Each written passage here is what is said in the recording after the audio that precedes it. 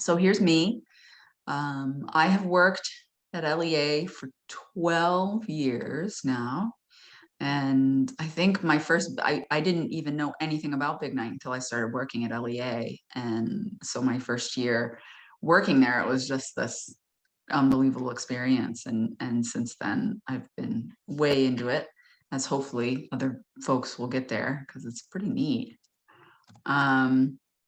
So what is a vernal pool? I think that this program used to really attract a lot of little kids. And now I feel like grownups are getting more and more into kind of all aspects of the environment, including this kind of neat one. So vernal pool is an ephemeral pool, which means it is usually temporary. So these are pictures taken of the same pool in spring and late summer. So and here's another one. This one is actually a man-made vernal pool. You can see this road right there. This used to be a large wetland system, and somebody built a road between, and this little pool got cut off from the rest of the wetland. So it goes down. It doesn't always totally dry out. So sometimes it keeps water in there year round, but it's not a natural vernal pool. This is another picture of just a wet spot in the woods can be considered a vernal pool. This is something that stresses me out. So the thing with vernal pools is they depend so much on water, obviously, and depending on how much rain and snow melt we get in the spring, vernal pools can either last for a long time or they may dry up really quickly. And I am hoping that this year we don't have to dry up really quickly, because what happens is these animals, frogs and salamanders, often will lay their eggs like attached to sticks, which is fine, offers stability, whatever. But if the water goes down, the stick can become exposed. And because the eggs aren't free floating, they're not going to then stay in the water and go down with the water level. So it's really important to have that water consistently. And it's only like a month or two that these animals develop, and some of them develop really quick. But they're not wicked smart. This is a rut. This is at Holt Pond. And it's a rut that cars, trucks have been making year after year, and it always fills water. And they lay their eggs in there. Frogs and salamanders will lay their eggs in there, and the trucks still go through there with the eggs in there. It's very stressful. So I'll go down and move them, collect them and move them. And there's some debate about how healthy that is for any particular ecosystem, but I can't just let them get run over. This is me teaching. This is several years ago. This is a retention pond next to the Magic Lantern in downtown Bridgeton, and there's always frog eggs in there as well. So these animals it's nice to have a really pristine, untouched pool. But they really will use a lot of different wetlands, including man-made spaces, to lay their eggs, good or bad. So what animals do you find in a vernal pool? Not piranhas. So this is an extreme picture of an extreme fish, but there's no fish in vernal pools. If there were, then the animals that need them to reproduce wouldn't be able to survive there because the fish would just eat them so quickly. So this is one of the features of vernal pools, and that the majority of them are ephemeral. They don't last year round. So any animal that lives in a vernal pool has to be able to go through their whole life cycle within the time that the water is there. And that doesn't include fish. So no fish. Fairy shrimp are neat. These are these little invertebrates. and they are an indicator species. They live their whole lives in vernal pools. They only live in vernal pools. So other animals, some of the other amphibians we're going to talk about, they can live in other places. Vernal pools are ideal because of that lack of predators, but fairy shrimp will only live in vernal pools. So if you find them, you know you have a vernal pool. They're also very sensitive to pollution. So not every vernal pool is going to have fairy shrimp. Only ones with very healthy water are going to have fairy shrimp, but they're really neat. All right. Caddisflies, one of my favorite aquatic bugs. They make cases out of what is available. So their little larval form, they take materials from their habitat and they create this little case and they drag it around behind them. And they're abandoned cases. And I've never actually had this happen because I think it would be really, really difficult to see. But apparently you can go in late summer and fall, and if you see a spot that you suspect might be a vernal pool, you can look around and actually find the caddisfly cases on the ground. And that will be proof that there was water there, because the caddisflies can't survive without water. But the cases are made out of the same stuff at the bottom of the vernal pool. So they're really difficult to see. So, ooh, here's a spring sound for you. Hopefully everybody can hear that. Yes. So the spring peeper, this is the smallest of our frogs, usually less than an inch long. They have a characteristic X on their back, and you can sort of see it in this picture. And the female can produce up to 800 eggs. And these are the earliest. They really go first thing. Like I'll hear them and be like, I don't even remember it raining. So they don't need as much moisture as some of the other larger animals.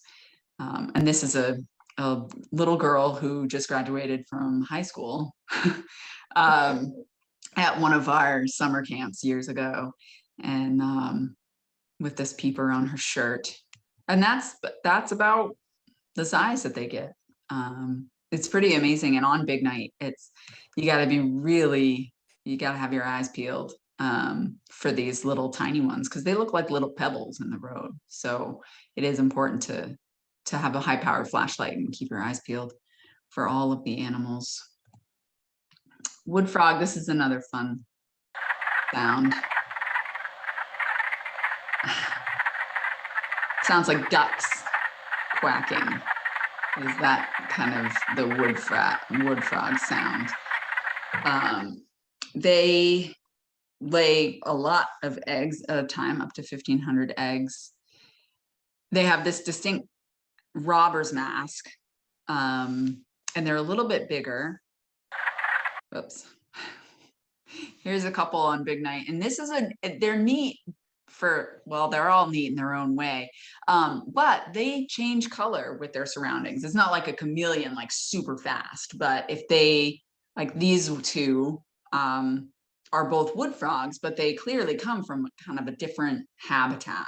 And this is kind of a fun picture. I took this several years ago on big night, and you've got 3 wood frogs there. They're all the same species, but they're different colors.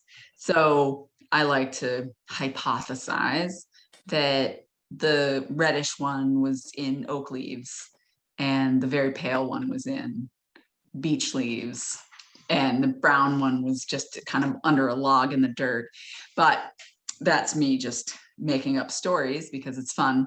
But they'll come from different habitats and come together to reproduce in these pools. So we have another color changing one at the end of this. But this is a very common species to see on big night as well. And these guys can freeze. They can actually like be frozen, not just a little cold, and then they thaw out. Bullfrog. Hopefully your sound isn't loud. Makes me jump. So bullfrogs go out on big night. I've seen them out on big night, but they do not rely on vernal pools, and they take up to 3 years to develop. So they wouldn't be able to lay their eggs in one of the yearly, like, ephemeral pools, because they don't develop fast enough. And so they go out and they eat on big night, and they'll go and eat in vernal pools, but they don't rely on them for reproduction, because they're so big. Whoa. Okay. Spotted salamander. This is kind of the superstar of big night. And I will say, people are like, oh, I went out and there were frogs jumping everywhere. I was driving and there were frogs jumping everywhere in the road and all. And I will say, and this may not be a comfort, but you try to avoid the frogs as much as possible. But if there's a bunch of frogs in the road, there's probably also salamanders. And you can't see them. So it's best to just not go out on rainy nights. Betsy, did you have a question? No, we were just waiting for you to reappear. Oh, did something happen to my internet? You disappeared for a bit, for me, and I think for others. Anyway. Am I back now? Mm-hmm. Okay. I don't know what to do to make it not happen again. So hopefully. But I don't know what you said about spotted salamanders. Oh, well, they're really neat. So spotted salamanders, if you're driving in a car on big night, they're very difficult to see. So if you ever are driving around and you see a bunch of frogs and stuff in the road, there's probably also salamanders, which can be not terribly comforting, but they are in the mole salamander family. So sometimes, like, the frogs you can see hopping around in the forest. Sometimes when you're exploring it, very rarely will you see a spotted salamander just in the woods. Like, even if you tip over a log, they will dig down under the log into a hole under the log. They do not like to be out during the day. They only go out when it's raining. So big nights, one of the only nights you'll see them. Sometimes they'll turn up in their like damp cellars sometimes, because they like the dark. But I've only seen one like in the wild, not on big night once, which was really neat. And they live up to 32 years, which is pretty incredible to me, that they can survive that long. And just thinking about, if you do end up going out and saving a salamander on big night, that could be saving it to reproduce a lot more. Did I freeze up again? Mm-hmm. I am at the Lovell Library, and the internet has been okay, but yeah, I just noticed I'm watching Sarah right now and she was frozen. So well, I will just move right along. So this scientific name is a type of algae that actually grows inside the spotted salamander eggs. And it's a pretty neat thing, because it will provide dissolved oxygen for the developing babies, which is really neat. So it's this symbiotic relationship between these two species, which is a very kind of a neat thing. Lisa? So that's an okay thing when you see that? Yeah. I always worried about the eggs. I thought, oh, something's eating the eggs. They're not going to hatch, but that's a good thing, huh? Yeah. The green. So the algae, or this particular species, is good for them. It helps them develop, and it is a normal symbiotic relationship. Can you go over, how the clumps of the eggs look different for different ones? Oh, yeah, that's my next slide. Oh, okay, sorry. Okay. No, that's okay. So salamander eggs and frog eggs look different. Salamanders will lay less eggs, and they have this kind of matrix of gelatin coating that surrounds the whole mess of eggs. And then frog eggs, each frog egg has its own little jelly sac. And frogs generally lay a lot more eggs at a time. And I have to admit, I don't know exactly why that is different, why they lay different eggs, but once you kind of know the difference, you can really tell the difference between the salamander and the frogs. And salamanders, they do lay them on the sticks. Sometimes you can find frog eggs that are free floating, but salamander eggs, you're always going to have them on those sticks. So that's the primary difference. Toad. Hang on, this one's a good sound.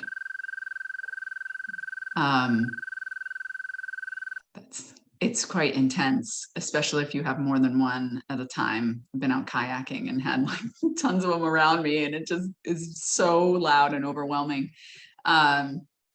So they lay thousands of eggs at a time. Their eggs are so cool. It's like kind of this ribbon-like length of eggs, which you can see. That's my hand there. And I don't see many toads on big night. They are another one that doesn't rely just on vernal pools. So they'll just like stake a claim at the corner of a wetland. I've heard them in corners of Keys or Lake before, so they're not as discerning with their habitats. Oh.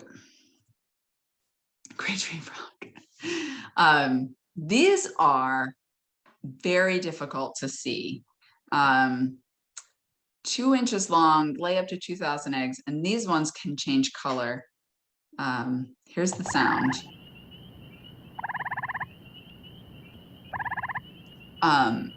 Tree frogs, I will consistently on bird walks or just nature walks in the summertime, people will ask, what's that bird? And it's usually a tree frog.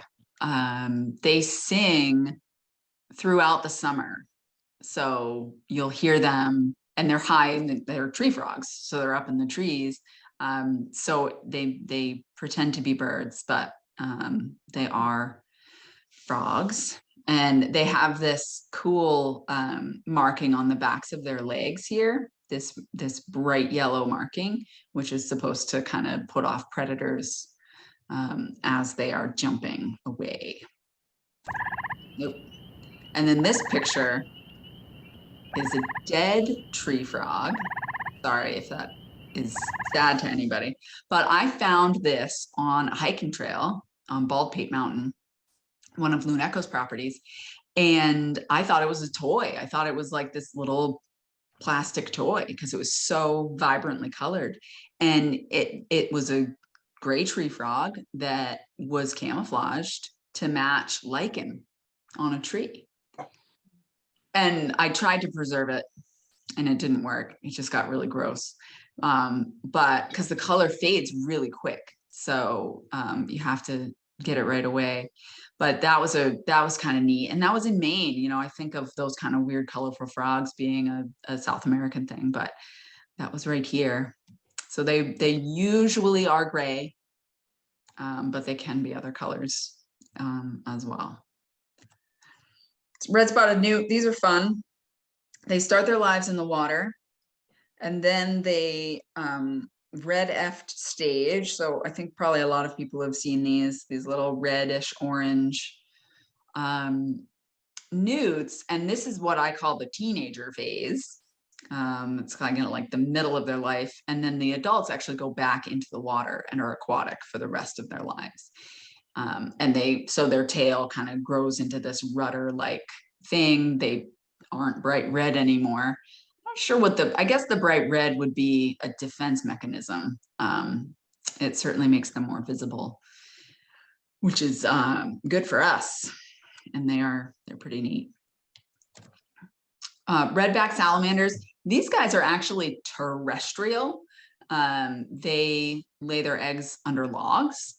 And if you chip a log in the summer or spring or fall or like any time, the most likely thing that you'll see is a redback salamander. They're very common, but they go out on big night. They're just enjoying the rain, hunting, you know, eating, enjoying the warmth. And they are a species that can regrow their tails if they get bitten off. Sometimes they'll drop their tails. Like if a predator grabs them, they can drop their tail, and the tail will actually keep moving after they have dropped it. So the little salamander can run away and the tail keeps their attention. But I've had people say, like, want to grab them by the tail to like see it at work. It's not easy to regrow a tail. It's not like an experiment that I'll ever do with one of these. It obviously takes a lot of life energy to do that, and that's a last resort for them. So I would never do it on purpose, but I have seen them with their little nubby tails while they grow back. It's pretty fascinating. Four-toed salamander, this is probably my favorite. They're adorable. They have 4 toes on all of their feet. Other salamanders have 5 toes on their back feet. They're pretty small, so sometimes it's hard to tell. Redback salamanders and 4-toed salamanders also can look very similar, just on a rainy road. But only females migrate in the spring, and they're not very common. And they are, I don't know about their Maine listing, but in Massachusetts, they are a species of concern. And one of the reasons is they lay 20 to 40 eggs. Okay, you know, it's not a lot, but all right, in a nest on land. So they'll go into the wetland and they'll find like a nice wet mossy spot, and she'll lay her eggs on that and then stay there with the eggs until they hatch, which is very sweet. But it's also extremely vulnerable to predators, to just hang out on a little hummock of moss. So they're not doing awesome. So when I do find them, it's very exciting to see them. And they do, and I don't know if I have a picture of this. I guess I don't. They do have this very bright white belly with black spots on it, which I thought I had a picture of. You can almost see it actually in this picture. Just as you like get onto the belly, you can see kind of this whiteness starting. And that's, I mean, if you ever wonder, is this a redback salamander or a four-toed salamander? If you can flip it over and see those markings on the stomach, that's the thing. So what is big night? So those are the folks that we see a lot on big night. And this is this is where it hits the road here. Ground is thawed, raining all day or most of the day. It needs to be above 40 degrees. It needs to be nighttime. So if the conditions are right, you'll have a mass migration where just everybody goes at once. And it's rare to hit that. And sometimes it'll start raining at 9 o'clock at night, or it'll rain while I'm sleeping, and then I'll wake up and a bunch of things have migrated. But it's nice when it hits just right. And if it's been raining all day, it's warm, and it continues to rain into the night, then you can see a big migration, especially if you've had a dry spell. So it's warm and warm and warm and warm, but you haven't had a lot of rain. As soon as that rain hits, like everybody's ready to go because it's nice and warm and they've been ready to go, but they've been waiting on the rain. So salamanders in particular, they'll dry out. They really need to remain moist. And I've seen it happen where the rain stopped abruptly, and we've found dried, like desiccated salamanders the next day that just kind of kept going, and then just froze. Like didn't freeze literally, but just kind of weren't wet enough, so they dried out. But maybe tomorrow, depending on where you are, if things are thawed. Here in Lovell, we still have quite a bit of snow on the ground, or Saturday, I should say, because it looks like it's going to be warm But then you got to look at the temps when it gets dark too. If it drops close to freezing, they're not going to move. They're not going to be able to move because it's too cold. So you have to just keep such a close eye on the weather this time of year. Usually, I will say in general, big night, like the biggest big nights, you might have little nights, but the biggest big nights, I find are in April, really like beginning to mid-April. One of the best ones I've ever had was actually on Earth Day several years ago. So depending on the conditions, they can be later. So why are they on the move? I took this video last year, 2 years ago. So this, I was saying earlier, I just went and sat by a pool on big night and I just waited and they came to me. I mean, if you can find a little pool, the frogs and salamanders, they'll pass right by you on their way to get into the pool. So if you don't want to go out and check out the roads, I like it when big night happens on like a Tuesday where maybe not a lot of people are going to be on the roads. So we don't have to worry so much about them being hit, which is good. But I tried and tried, but the weather never does what I want it to do, which is a bummer. So why are they on the move? They need to reproduce. So especially since most of these vernal pools will dry up, their core habitat is within 250 feet of a vernal pool, and then there's an upland habitat. So the spotted salamanders will go up to 1,500 feet as their for their forest habitat. So that's where they spend most of the year.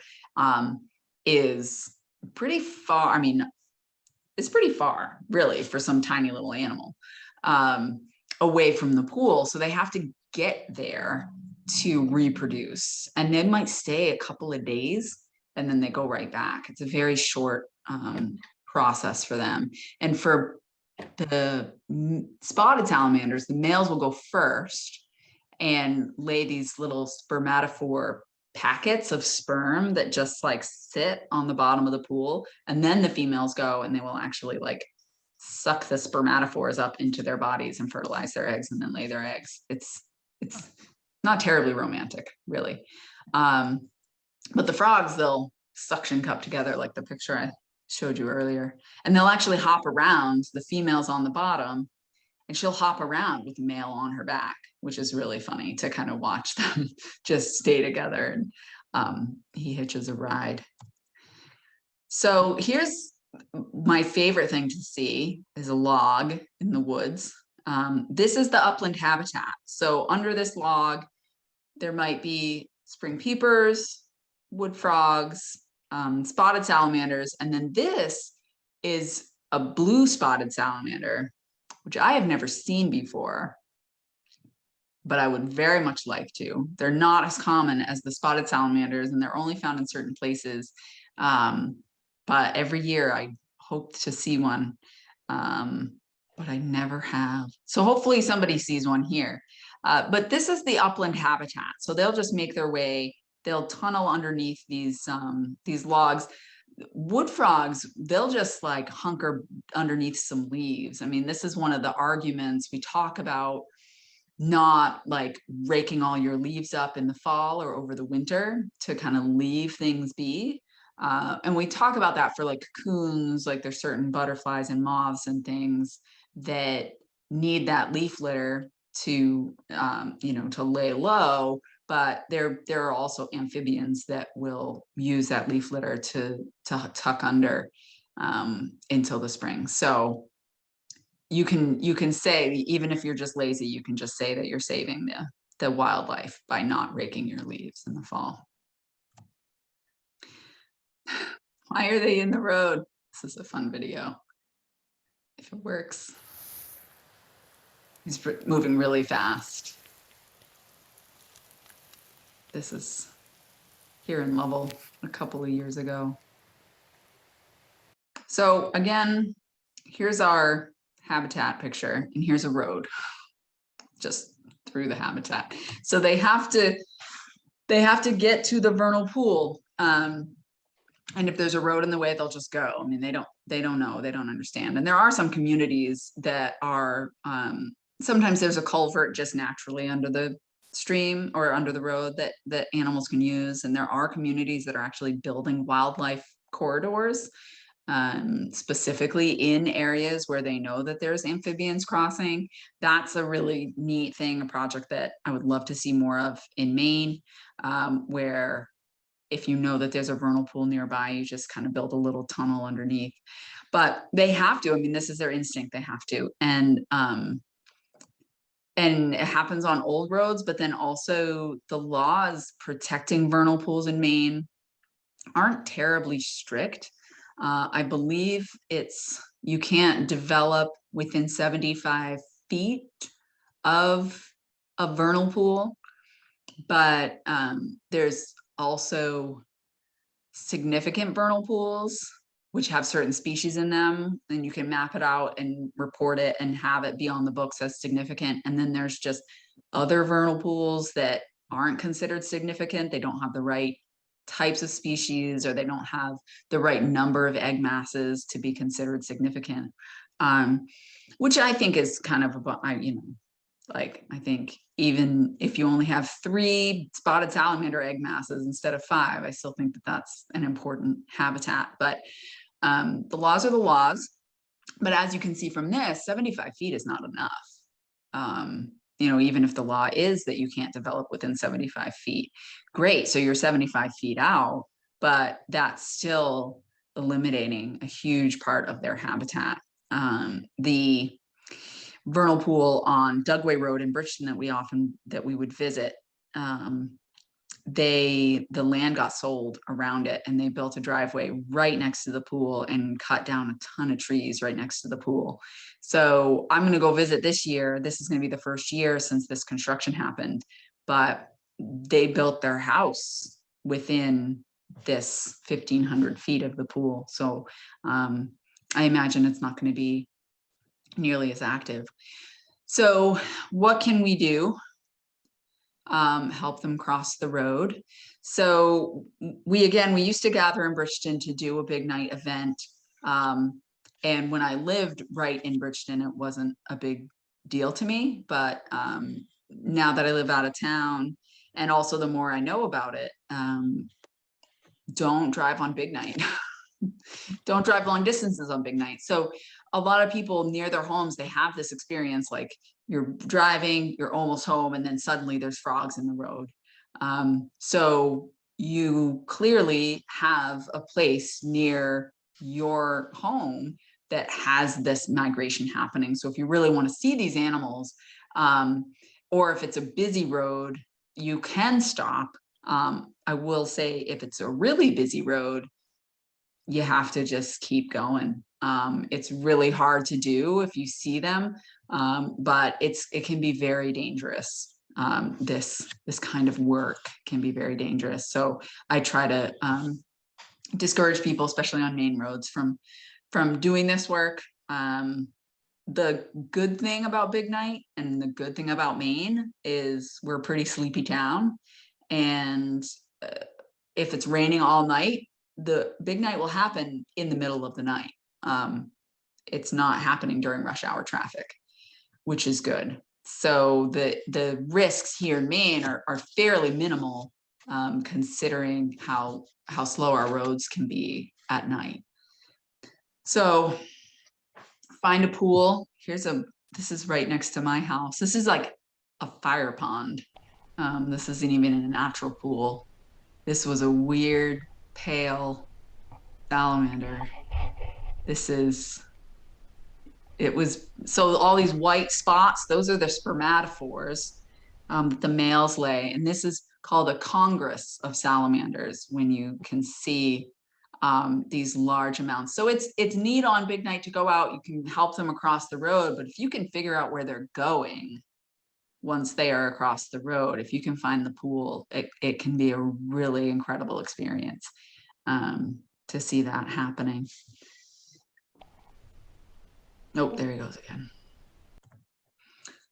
So I will plan spring outings around rain. I'm not exaggerating. Like if it's gonna rain, like I make an effort to be home before dark, and they don't start crossing until dark.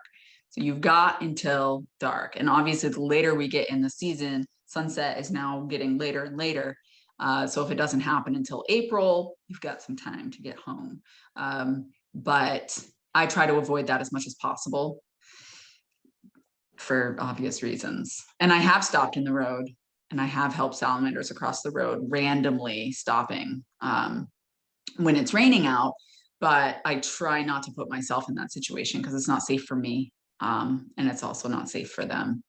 But if you can park somewhere and walk along, or find some place within walking distance of your house, that's really pretty ideal. And I will say, and I'm not going to go into this too far, but a little story. One fall, I was driving, it was October, and it was raining. And there were salamanders in the road, and they were babies.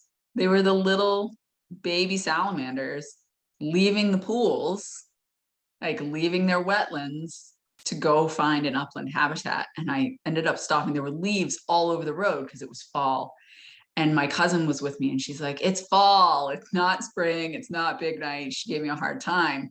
And she stayed in the car. So I get out and I pick up this salamander that's like the size of my pinky. And I brought it to her window, her car window, and I held it up and I said, there's salamanders everywhere in the road. It was so I got as many as I could out of the road and then went home. But it just, of course they cross back. Of course they do. Like, why wouldn't they? They have to get to their upland habitat. So once those salamanders develop in the pools, then they're waiting on a rainy night later in the season to get back, which was I was like a little stressed, but it was also a cool experience.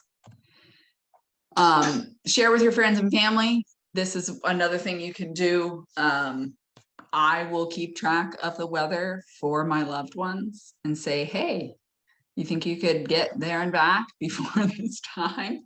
And just talking about protecting amphibians in general. They're the fastest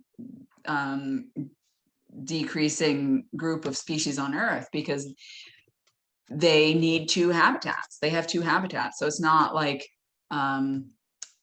a bird that just lives in a forested habitat and that's it. These guys, they live in both. So if their wetland is threatened or their upland habitat is threatened, they will die. So they decline pretty quickly around the world.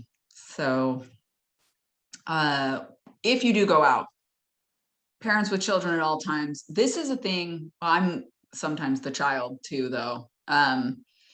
If you see something in the road, you want to go get it. And I've seen people take risks that you have to be careful with yourself. If there's a car coming, don't dart in front of the car I mean, it sounds obvious, but when you're actually out there doing it and seeing them in the road, it's hard. It can be hard you just got to turn around and not watch and hope that they miss it. But kids have a hard time with this. But it's a learning experience. And I will say one thing that is comforting. So I've gone out on big night and helped salamanders and frogs, but also seen some that had gotten hit. And it's a real bummer. And then I go back first thing the next morning, they're gone. Because the predators come out, muskrats, crows, ravens, other birds of prey, bears, like raccoons, all of these things are also out on big night looking for food. So they will clean up the ones that have died. So it's not great, but it's a little bit comforting to know that they're not just going to rot away in the road. They are still contributing to the food chain. Wear reflective vests and lights, especially, I mean, if you're going to a wetland behind your house, that's fine. But if you're going to be on the road, definitely wear a reflective vest. Look both ways before you go into the road. These are all seem so obvious, but again, if you go out, it gets really exciting. And another thing I've noticed when I go out with kids is they're looking for the salamanders, which I get because salamanders are really cool. But I've seen kids actually step on frogs because they were going after the salamanders. They saw a salamander, so they just walked right over it. And those spring peepers, especially, they are tiny. They are really, really small. So you have to be really methodical about it and go slowly and carefully to make sure you get everybody, because they're all important. I mean, yes, the salamanders have a bit of a harder time because they lay less eggs. They're slower. They need a lot more moisture. They have a lot more kind of needs than the frogs do, but everybody's important. High powered flashlight. This is like really high powered. The first time I went out, I had just like a little headlamp, and the police officer that went out with us had, you know, his police officer light, and I was very jealous. So having a high powered flashlight, rain gear and warm clothes. People are like 40 degrees. That's not that cold, but when it's raining, it can get really, really cold. Wash your hands, and this is the only time I'm going to say this during the pandemic. Don't use soap when you wash your hands on big night, or lotion, bug spray, anything, like any kind of chemical on your hands. Amphibians breathe through their skin. So if you have chemicals on your hand and you handle them, those chemicals will absorb into their bodies, which is not good or healthy for them. I will often like scoop them up with a bunch of wet leaves. Really small animals, the four-toed salamanders can get very small. I'll take out a piece of laminated paper and just like tuck the paper underneath them and pick them up that way. So instead of trying to like grab them with my big fat fingers, just having something thin available, so that, again, I mean, the goal is to get them out of the road safely, not to handle them roughly. And then help them across if needed. If they're already if they're cruising, I mean, if they're moving really fast across the road, I will just watch them and make sure they get across. It's also important to help them across in the direction that they are facing. So even if they're close to one side of the road, if they're facing the other way, you want to bring them across, because if you just put them back from where they came from, they're just going to go back into the road. So you want to bring them across. I have in the past brought them all the way to a pool. Usually you just want to help them along their journey. The time I did that, the temperature the next day was supposed to drop to like 15 degrees. So I knew if they didn't make it that night, they were going to freeze to death. So I put them in a bucket and I brought them all the way to a pool that I knew where that was. But usually you can just bring them across and they'll continue their journey just fine. So here's a quiz, although I'm not sure how I'm going to manage it. But if people want to answer the question and unmute, if anybody was paying attention to what these species are, does anybody want to answer? What do you think? Is anybody? Great tree frog. Great tree frog. Great tree frog. Okay. Who about this one? Oh, four-toed salamander. Four-toed salamander. Blue Blue spotted salamander. Blue spot salamander. Oh, we do have a kid here. That's so exciting. Oh, so good. How about this one? Loud. Bullfrog. Bullfrog, yeah, you got it. And I just noticed that it has a mosquito on its head. That's kind of funny. Yeah. Who's this? Red-tailed salamander. The It F. is red. It's a red spotted newt. That is the red F stage, right? So that's that teenager phase. Not this one. Toad. Toad, American toad. We do have two species of toad in Maine, but this one's the most common. Who's this?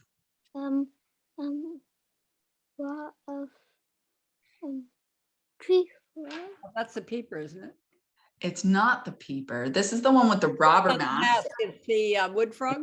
Wood frog. Tree frog. It's not this. So this one's the wood frog. This is the one that sounds like ducks and can it can be different colors based on its environment, which is similar to the tree frog, but it stays on the ground. That's the peeper. That's the peeper, spring peeper, which are very loud. Usually if you approach the loud wetland, they stop singing. But if you sit quietly for long enough, they'll start up again. And it can be really almost painful. If you've got a spring peeper close by, they are so loud. But also you're not going to get a picture like this unless you can. So Get Mary, I close. see peepers at my house in the summer. I've never been able to be at my place in big nighttime. It's the road and it's too muddy. But I'm puzzled because I don't have anything I consider a vernal pool. I have some damp spots by a sort of sporadic stream, but that's enough to be shelter for the frogs. Yeah, they don't need much as long as it lasts. I think spring peepers, it might be a matter of weeks actually from the time they lay their eggs to the time they're big enough to breathe air and not need to be underwater. So they can live in sparse environments for sure. And sometimes they're just out and about and just happy to be out singing in the rain. They might not they may not actually be out laying their eggs necessarily. And I think the salamanders, it takes a couple years before they can reproduce anyway. So it's not an immediate thing. And then one thing you said puzzled me when you talked about seeing the salamanders in the late summer, because the vernal pool shouldn't be there anymore. Right, they're not. It's just a soggy space that they've been hanging out of. Yeah, so this was in I think Brownfield, Maine was the experience. Wasn't familiar with the area. I was just passing through. So I'm not sure what the wetland system was around there. So it may be something that stays wet later in the season. Or they may have just continue to grow. They could breathe oxygen at that point, but they had waited for a nice rainy night. Maybe this was several years ago, but they were small. They're not breeding age. I mean, they were brand new, which was amazing because they can get faded over time as they get older. So they were very, very vibrant too. I mean, just really glossy black with those yellow spots. So what is this one? I just said it. Yellow spotted salamander. Yellow spotted salamander. And I just call them spotted salamanders, but if you're out and you luckily are lucky enough to have both blue spotted and yellow spotted, you can call it the yellow. What this one? Red. It is. Salamander? Yeah, redback salamander. Nice job. Yeah, very common. And then this is one of the more common things that we see on Big Night. Earthworms. They're everywhere. They're everywhere out there. So this is another reason why it's handy to have that little piece of plastic, laminated plastic with you, because it's hard to pick up a stretchy worm in the rain. It's really hard to do without damaging them. So it's good to have something you can kind of tuck them onto and bring them across the road. And I just bring everybody out. I mean, like, why not just take everybody out of the road if you're going to be there anyway. So do we have any questions? I might